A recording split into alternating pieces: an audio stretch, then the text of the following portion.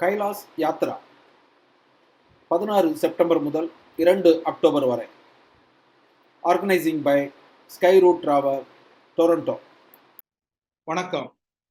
திரு கைலாய யாத்திரை சம்பந்தமான விவரங்களை தொகுத்து வழங்குவது Selvaraj, senior travel consultant, SkyRoute Travel, Markham, Toronto. இந்த வீடியோவில் நம்ம முக்கியமா பார்க்கறது என்னதெல்லாம் பார்க்க போறோம் அப்படின்னு கேட்டீங்கன்னா, கைலாச யாத்திரை ஏன் போகணும், அதை மிகவும் எளிமையா போகக்கூடியது எப்படி போகலாம் அப்படிங்கிற இந்த ரெண்டு விஷயங்களையும், இதுக்கான செலவு எவ்வளவு ஆகும், எத்தனை நாட்கள்ல இதை கம்ப்ளீட் பண்ணலாங்கிறத மட்டும் நம்ம இந்த வீடியோல பார்க்க போறோம். ஆக திரு கைலாய மலை எங்க இருக்குன்னு கேட்டீங்கன்னா, திபெத்ல யமயமலையில உள்ள கைலாய மலை தொடரில் அமைந்துள்ள மிகப்பெரிய சிகரமாகும். இதை மகா சிவலிங்கம் என்றும், இங்கு சிவனும் அவரது துணைவியார் பார்வதியும் வசித்து வருவதாகவும் நம்பப்படுகின்றது. இந்த கைலாய மலையை கிரிவலம் செய்து வருவதன் மூலம் நாம் வாழ்வில் அறிந்தோ அறியாமலோ செய்த பாவங்களில் இருந்து விடுபட்டு, மேலும் மரணம் மற்றும் இறப்பு என்கின்ற மறு சுழற்சியில் இருந்து விடுபட்டு மோட்ச நிலையை அடையலாம் என்பது இந்துக்களின் நம்பிக்கை. ஆகவே ஒவ்வொரு இந்துக்களும் தன்னுடைய வாழ்நாளில் ஒரு முறையாவது கைலாய மலை செய்து வர வேண்டும், அந்த சிவபெருமானை தரிசித்து வர வேண்டும் என்பது கனவாக கொண்டுள்ளனர்.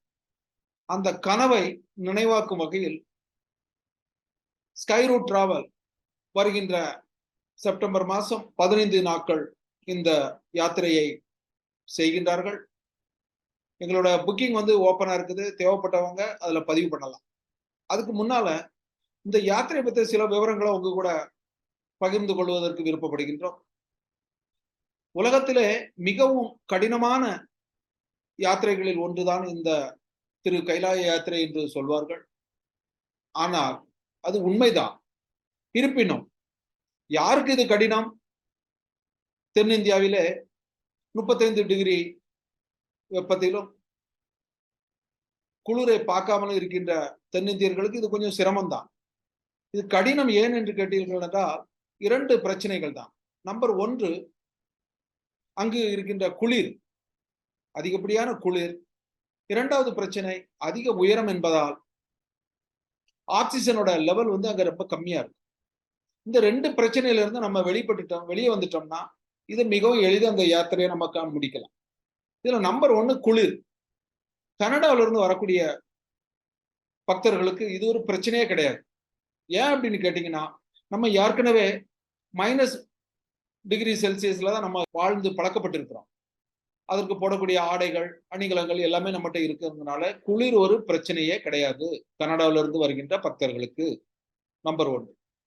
நம்பர் 2, ஆக்சிஜன் குறைவா இருக்கும், ரொம்ப ஹை அல்டிடியூட். சின்ன பிரச்சனை தான். இதுல இருந்து எப்படி விடுபடணும் அப்படின்னு கேட்டீங்கன்னா, கனடாவில இருந்து வர்ற மக்கள் எப்பவுமே கொஞ்சம் பிசிக்கல் ஃபிட்னஸா இருப்பாங்க. இருப்பினும் 3 மாசம் காலையில ஒரு அரை மணி நேரம் 4 கிலோமீட்டர் 5 கிலோமீட்டர் டெய்லி நடைப்பயிற்சியை தொடங்குங்க. 2வது ஒரு 10 நிமிஷம் யோகா பயிற்சிகளும் செய்யுங்க. அதுக்கான யோக பயிற்சிக்கான பயிற்சிகளை வீக்கெண்ட்ல சாட்டர்டே சண்டே SkyRoute நிறுவனம் உங்களுக்கு இலவசமாக அறிமுகப்படுத்தி வைக்கிறாங்க. ரிஷிகேஷ்ல இருந்து ஆன்லைன் மூலமாக உங்களுக்கு ஆன்லைன் மூச்சு பயிற்சி எப்படிலாம் பண்ணணும், கைலாச மலையில போறதுக்கு எப்படி வசதியா என்னென்ன பயிற்சிகள்லாம் தேவைங்களோ அதுக்கு சிறப்பு பயிற்சிகள் கொடுக்கப்படுகின்றது. ஆகவே இந்த மூச்சு பயிற்சி செய்வதன் மூலமாக நம்ம இந்த ஹை ஆல்டிடியூட் சிக்னஸ்ல இருந்து விடுபட்டு இந்த யாத்திரையை மிகவும் எளிதாக செய்யலாம். ஆகவே எங்களுடைய கருத்து என்னன்னு கேட்டீங்கன்னா, கைலாச யாத்திரை இந்த 2 பிரச்சனையிலிருந்து விடுபட்டா ரொம்ப மிகவும் எளிதாக செய்து முடிஞ்சது. ஆக இந்த நாங்கள் 15 நாளுக்கு யாத்திரைக்கு பிளான் பண்ணியிருக்கோம். இந்த திரு கைலாய யாத்திரையில் நாம் முக்கியமாக செய்ய வேண்டியது 3 காரியங்கள். நம்பர் 1, நேபாளில் காட்மண்டு வந்தவுடன் திரு பசுபதிநாத் ஆலயத்துக்கு சென்று அவரை வழிபட்டு அவருடைய அனுமதியுடன் நம்ம கைலாய யாத்திரையை தொடங்க வேண்டும். 2வதாக கைலாய மலைக்கு அருகில் உள்ள மானசரோவர் ஏரியில் புனித நீராடி பூஜைகள் செய்து அந்த மானசரோவர் ஏரியை வாகனம் மூலம் கிரிவலம் செய்து வருவதும், அந்த கைலாய மலையின் கிழக்கு முகத்தை நாம் மானசரோவர் ஏரியின் அருகில் இருந்து காணலாம். இந்த கிழக்கு முகம் பிரம்மாவுக்கு அர்ப்பணிக்கப்பட்டதாகும், நீருடன் சம்பந்தப்பட்டது, நிறம் நீலம். இந்த மானசரோவர் ஏரி நீராடி பூஜைகள் செய்த பின்பு அடுத்து நாம் ஆரம்பிக்க வேண்டிய பாகம் என்னன்னு கேட்டா, கைலாய மலையை வலம் வருவது. இந்த மலையை வலம் வருவதற்கு நாம் எடுத்துக்கொள்ளும் நாட்கள் 2.5 நாட்கள். மொத்த கிலோமீட்டர் எவ்வளவுன்னு பாத்தீங்கன்னா, மொத்தம் 42 கிலோமீட்டர் இந்த கிரிவலம் செய்து வருவது. இந்த 42 கிலோமீட்டரை முதல் நாள் நாம் 8 கிலோமீட்டர், 2வது நாள் 22 கிலோமீட்டர், 3வது நாள் 8 கிலோமீட்டர், ஆக மொத்தம் 42 கிலோமீட்டர். இதை நாம் நடந்தும் செய்து முடிக்கலாம். நடக்க முடியாதவர்கள் குதிரை எடுத்துக்கொண்டு குதிரை மூலம் பயணம் செய்து அந்த யாத்திரையை செய்து முடிப்பார். முதலாக இந்த யாத்திரை ஆரம்பிக்கின்ற இடம் யமதுவாரம் என்கின்ற இடத்தில் இருக்கு. அதாவது மரணத்தின் ராஜா யமதர்மரின் அனுமதியோடு அவருடைய ஆலயத்தை கடந்து செல்வதற்கு முன்பாக நாம் காண வேண்டிய தரிசனம் திரு கைலாய மலையின் தெற்கு முகம். இந்த முகம் யமதர்மருக்கு அர்ப்பணிக்கப்பட்டதாகும், நெருப்புடன் சம்பந்தப்பட்டது. இதனுடைய தெற்கு முகத்தை தரிசித்த பின்பு நாம் இங்கிருந்து 10 கிலோமீட்டர் நடந்து திறப்புக் என்ற இடத்தை போய் சென்றடையலாம். அங்கிருந்து நாம் கைலாய மலையின் வடக்கு முகத்தை காணலாம். அதாவது பொன் மேனியன் என்று சிவபெருமானை அழைப்பார்கள் அல்லவா, அந்த சிவம் பெருமானின் பொன் மேனியை கைலாய மலையில் தங்க கலரில் சூரிய வெளிச்சத்தில் நாம் காணலாம். இது வடக்கு முகம். இந்த 4 முகங்களிலும் முக்கியமாக காண வேண்டிய முகம் இந்த வடக்கு முகம்தான். அதை கண்டுட்டு அங்க அன்னைக்கு நைட்டு தங்கியிருப்போம். அடுத்த நாள் காலையில திரும்ப முக்கியமா நம்ம 22 கிலோமீட்டரை கடந்து செல்ல வேண்டும். இந்த கிரிவலம் செய்யக்கூடிய இடங்களில் மிகவும் கடினமான பகுதி என்னன்னு பாத்தீங்கன்னா இந்த 22 கிலோமீட்டர் தான். இந்த 22 கிலோமீட்டர்ல உங்களுக்கு 10 கிலோமீட்டர் சமவெளி, ரொம்ப ஈஸியா நடந்துடலாம். 6 கிலோமீட்டர் ரொம்ப ஏறுமுகமா இருக்கும், 6 கிலோமீட்டர் இறக்க முகமா இருக்கும். கிட்டத்தட்ட நம்ம ஹைட்ல பாத்தீங்கன்னா கிட்டத்தட்ட 5665 மீட்டர் உயரத்துக்கு போயிடுவோம். கொஞ்சம் ஆக்சிஜன் லெவல் கம்மியா இருக்கும்.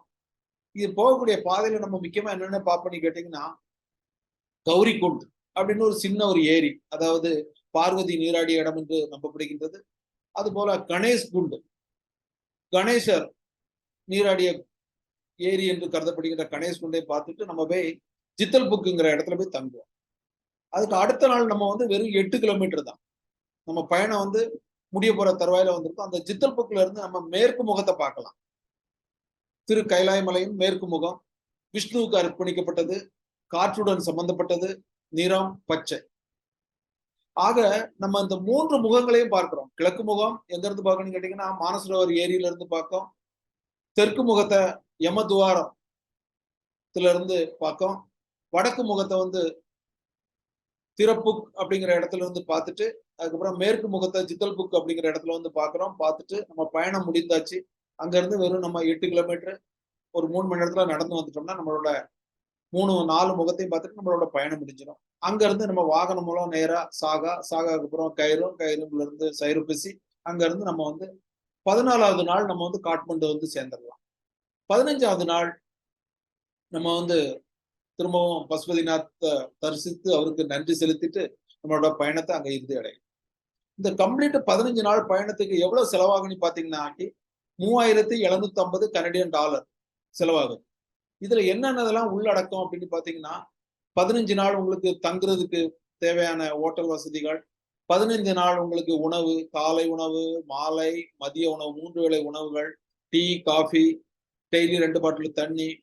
அதுக்கப்புறம் உங்க கூட டூர் மேனேஜர் டொரண்டோல இருந்து உங்களோட யாத்திரை முடிவரை உங்க கூட ஸ்கைரூட்டோட ஒரு டிராவல் மேனேஜர் உங்க கூட இருப்பாரு. அதே மாதிரி உங்களுக்கு நேபாள்லயும் திபெத்லயும் கைடு ஃபெசிலிட்டி, இங்கிலீஷ் பேசக்கூடிய கைடு கூட இருப்பாங்க. இது கூட உங்களுக்கு விசா, சைனா, திபெத் ரெண்டோட விசாவும் இதுலதான் அடங்கும். மற்றபடி உங்களுக்கு அடங்காதது என்னது அப்படின்னு கேட்டீங்கன்னா, இந்த கட்டணத்துல இல்லாத செலவுன்னா உங்களுக்கு டொரண்டோல இருந்து காட்மண்டு வரக்கூடிய செலவு வந்து அது தனியானது, விமான செலவு. உங்களோட இன்சூரன்ஸும் நீங்க தான் எடுத்துக்கணும். அது மாதிரி வேற அதிகப்படியான எந்த செலவும் இல்லை. என்னன்னா நீங்க அந்த கிரிவலம் வரும்போது நடக்க முடியாதவங்க குதிரை எடுக்கலாம். அந்த குதிரைக்கு எவ்வளவு செலவாகும் அப்படின்னு பாத்தீங்கன்னாக்கி கிட்டத்தட்ட ஒரு $650 இருந்து 700 கனடியன் டாலர் செலவாகும். இதுவும் உங்களோட கையில இருந்து நீங்க கொடுக்க வேண்டியிருக்கும். இவ்வளவுதான் செலவு. ஆக ஸ்கைரூட் டிராவல் வந்து ஒரு இந்த ஆன்மீக சுற்றுலாவ ஒரு சர்வீஸா நினைச்சு செயல்படுத்துறாங்க இந்த வருடம்.